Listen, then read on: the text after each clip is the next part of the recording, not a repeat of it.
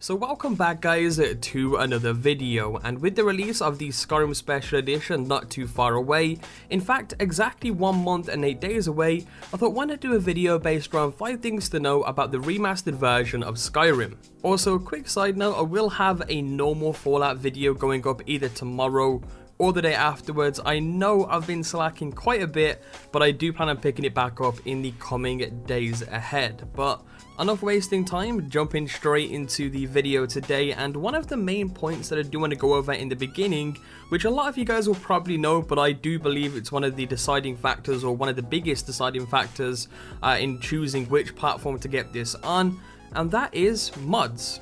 A lot of things have changed since the past when Bethesda did announce that mods will be released on all platforms. You know, PC, granted, 100% getting mods, you guys all know that.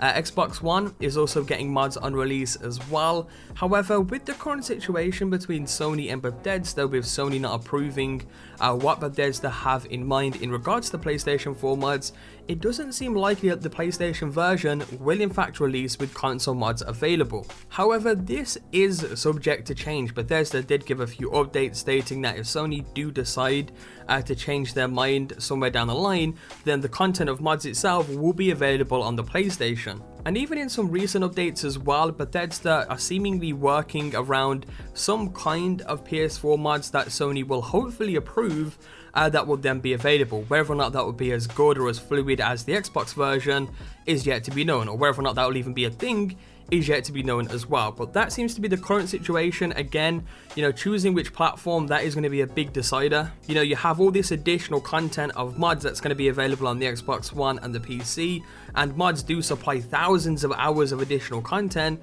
that just won't be available on the PlayStation. And it's a shame, because it's really going to impact the sales of, you know, the PlayStation version of Skyrim Special Edition. But I mean, what can we do? We just have to wait for Sony to sort of respond and see what they say, and hopefully we get some good news in the future. But moving on to the next point here, and this is regarding saves. So the way the saves are going to work is that on the PC version, saves will 100% transfer from the old Skyrim to the new one.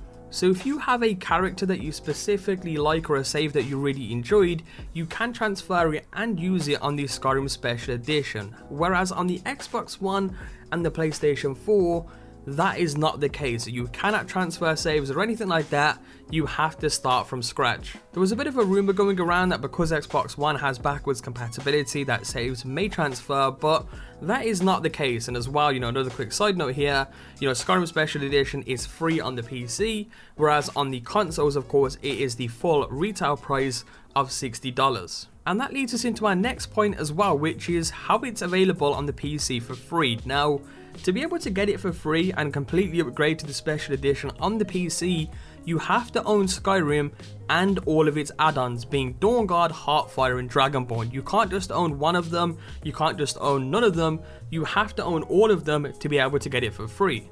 And that goes the same as well with the legendary version of Skyrim on Steam. If you do have that, it will be a free upgrade. Again, just as long as you have all the DLCs, you are fine to go. And that's something that I did want to point out, because some people are a little bit confused. They were like, you know, if I have just Skyrim without any DLCs, can I get it for free? That isn't the case. You know, you do have to make sure that you do have the DLCs, and then you can upgrade. Comparing it again to the consoles here, where unfortunately you do have to pay full retail price. But anyway, moving on to another point that I do want to cover, which is digital pre-orders. Now on the PlayStation, if you do actually pre-order the Special Edition right now, it does come with a Skyrim dragon symbol theme. You can go ahead and see what that looks like right now from the gameplay in the background. And in addition to this as well, if you do pre-order it on either the Xbox One or the PlayStation, you'll also be able to pre-download it 2 days beforehand. It was stated quite a while back that you'll be able to pre-download it now, but from my experience when actually purchasing this, that wasn't the case, and it did say 2 days beforehand I can pre-download this. And pre-downloading in general is great. It is something that, again, I wanted to bring up because it does save a lot of time on the day of release, where you won't have to download much. You know, most of it's been pre-downloaded beforehand, meaning that you'll save a lot more time and you'll be able to get into the game a lot quicker. So it is something to keep in mind that 2 days beforehand, you'll be able to officially pre-download it. And for the final point that I do want to go over, this is again to do with mods. As a lot of you will know, some people think that you're going to be able to jump straight into console mods and play all these crazy Skyrim mods. That isn't going to be the case. It's going to be very similar to the way Fallout mods are. Of course, some of the very good mods on PC won't be transferring straight away. Not only that, I mean, a lot of the good mods on PC already for Skyrim do require the script extender to work, which will not currently work with the Special Edition upon release. You know, it has to be redone and updated for the Special Edition, so there'll be a little bit of a wait for that straight away. And unless Bethesda do decide to up their download limit, as you all know, the download right now on console mods is 2 GB. And by the way, Bethesda did state back quite a while ago now that they do plan on upgrading the space, or I guess the size limit for console mods. Whether or not that will be done before Skyrim Special Edition releases, I don't know, but hopefully they do. And of course, when they do increase the limit, that only means better mods will be available. Of course, there is some mods on Skyrim that go way over the limit, so it really is just depending on what Bethesda do, and it's just something to keep in mind that, you know, you're not going to be able to get a lot of the crazy mods, but you'll still be able to get a lot of great mods available on the consoles. Again, a good comparison for this is just look at how Fallout mods are doing, and that's sort of the similar thing you're going to be getting for Skyrim, of course, in the Skyrim fashion. And that's pretty much it for this video on 5 things to know about the Skyrim Special Edition. Although there was probably a little bit more in there, I did want to keep it, you know, primarily down to 5 with a few side notes here and there. And I guess the main purpose of this was just to keep you guys a little bit more informed before making your decision on which platform to go for. If you guys are interested in any more information about Skyrim Special Edition, I will leave another video in the description down below that you guys can check out. As always, if you guys did enjoy this bit of a different video on the channel, be sure to leave a like down below, guys. Your support, of course, is greatly appreciated on the channel. Again, a quick reminder, I will have a Fallout video either coming out tomorrow or the day afterwards.